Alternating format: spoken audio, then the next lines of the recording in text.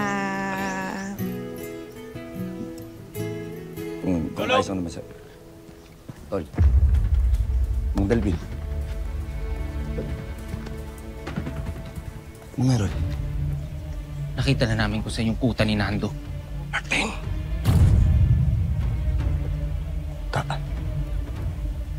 Tara, punta na natin. Tumigil nga kayo sa katusukan niyo sa pagkilos. Hindi pa pwede.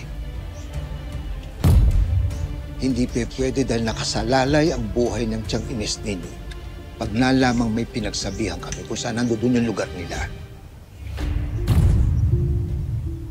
Mamamatay siya.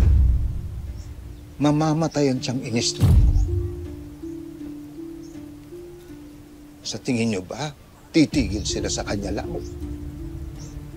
At hindi na siya magdadamay pa ng iba. Sandali, hindi ko maintindihan. Papaano na po si Chang Ini sa kanila? Long, sasabihin ko na dapat sa inyo. Kaso si Chang nakiusap sa akin na gusto niya makausap muna yung tatay niya.